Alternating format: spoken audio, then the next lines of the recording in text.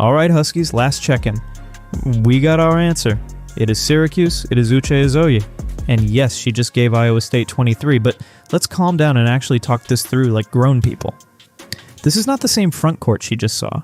And this is Sarah Williams sitting on your hip, Sarah Strong dragging a help all over the floor, and Gino making you score that same bucket 4 straight times before he gives you anything easy. So for the next 10 minutes, let's get our heads right, because the whole game to me is simple. If we take away their comfort in the paint, this turns into our kind of night. Prime field. So first, us. Nothing about the UTSA game changed the big picture, except maybe it reminded everybody how annoying this team is defensively when it locks in. We won that opener 90-52, forced 27 turnovers, turned those into 35 points, won the glass 43-28, and had 19 second chance points. And honestly, that is why I'm not doing the fake panic thing over Syracuse scoring 72 on Iowa State. Our pressure is different, our size is different, our recovery speed is different. Now, the one thing from Saturday that matters a little bit is foul management. AZ got tagged early, KK got tagged early. That messed with some rhythm. But the part I actually liked, we didn't blink. Kaylee Heckel came in, gave us 11, 5 assists, 3 steals, and changed the energy. Blanca gave us 15 in her tournament debut. That matters going into a quick turn game because it tells you the rotation is alive. Sarah Strong looked like Sarah Strong again. 18 points, 5 steals, 4 assists. And that is where this specific matchup gets interesting because Sarah does not just hurt you by scoring. She hurts your rebounding structure, she hurts your help angles, she pulls a second big up the floor, and suddenly your box outs are late and your gaps are gone. Now let's talk Sarah Williams because this is the whole video. Her stat line against UTSA was quiet by design, 9 points, 5 rebounds in 17 minutes, but that does not bother me at all. What I care about is this. Her body is going to be on Izoje early, and she is the exact kind of defender who can make a post scorer feel crowded without sending her to the line every trip. The technique with Sarah is not about blocks. It is about chest first, hands late, wall up, and don't give up the left shoulder. That is the blueprint. If Izoje catches one dribble, shoulder into you, spin baseline or middle depending on angle. Sarah's job is to absorb that first hit and stay vertical. Do not swipe. Do not turn your body. Do not open the gate. Make her finish over length. And the other part of our status right now is just the overall machine. We are 35-0. We came in as the number 1 overall seed. We lead the country in a bunch of categories for a reason. This is not one of those years where we need one player to save us. This roster has multiple answers. So when people ask me, what's the only thing that can make this weird? My answer is early foul trouble for the bigs or giving Syracuse a belief with lazy post entries and second shots. That's it. If Sarah picks up 2 quick ones, then the game gets more annoying than dangerous. There's a difference. And Gino usually solves annoying by halftime. One more thing before we flip to Syracuse. The first 5 minutes offensively for us should be ruthless. Put Izoje in movement. Put Journey Thompson in decision-making. Make Syracuse guard actions, not spots. The second they have to chase Sarah Strong at the high post and then tag cutters behind her, their rebounding shape starts to crack. That's when this becomes our game. Alright, quick scout on Syracuse, because real talk, they are not here by accident. They beat Iowa State 72-63. Uche Izoje had 23. Layla Falia had 18. Sophie Burrows gave them 14 and 9. Olivia Schmidt came off the bench and hit 5 threes for 15. And they were doing all of that without starting guard Dominique Darius, who is out with a hand injury. So what are they really? They are a team that can get hot in a hurry if you let the game breathe. Against Iowa State, they had that monster second quarter, put up 30, and totally flipped the game. That's the warning sign. You cannot let them feel cute. You cannot let them string together, okay, maybe this is one of those Knights possessions. Now in Izoje specifically, the 23 is real, but the tape matters more than the total.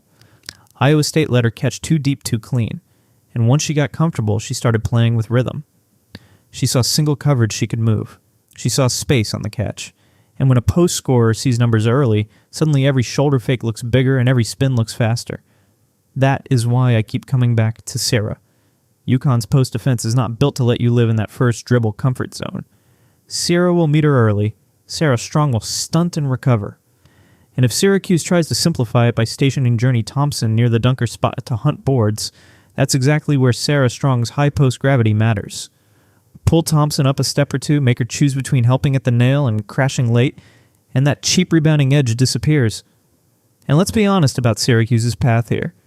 Their best upset script is not out-talent UConn. It is win the paint battle, survive the first punch, and then get a random heater from the perimeter. That's the script. It's Izoje being efficient, Burrows being steady, Schmidt hitting enough shots to make you pay for collapsing, and Filia making big guard plays late.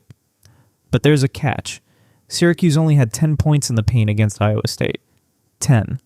So when people just say, well, Izoje had 23, yes, she did, but this was not some overwhelming interior avalanche.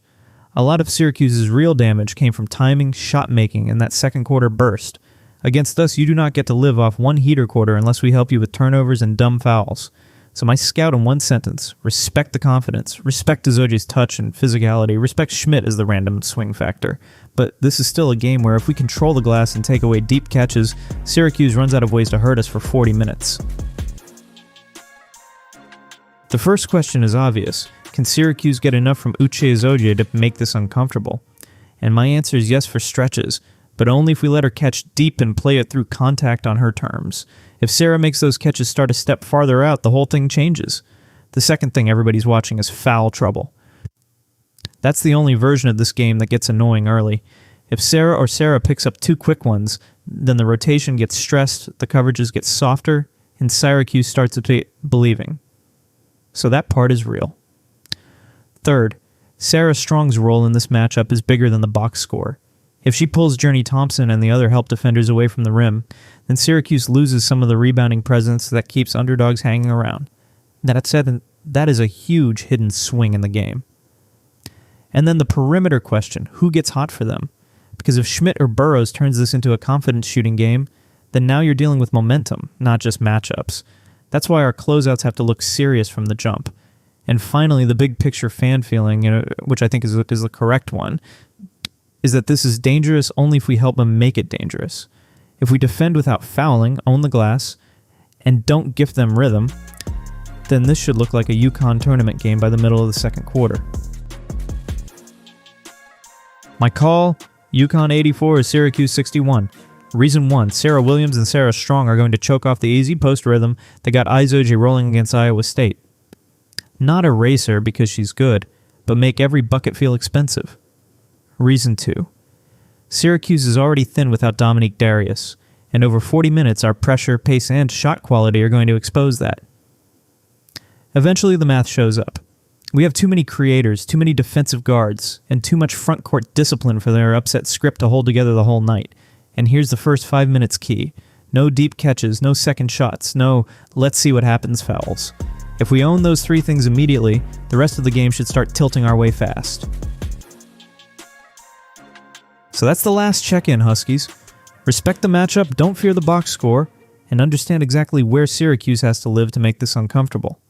They need paint confidence, offensive rebounding life, and one perimeter flamethrower quarter.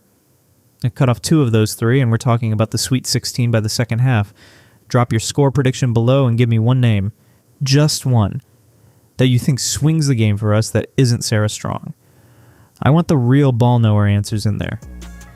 And right after the game, we're back for the instant reaction, because if Sarah wins that first battle with Izoje the way I think she will, we're not just talking about a win. We're talking about whether this matchup showed us for the second weekend. Let's go. Prime Field.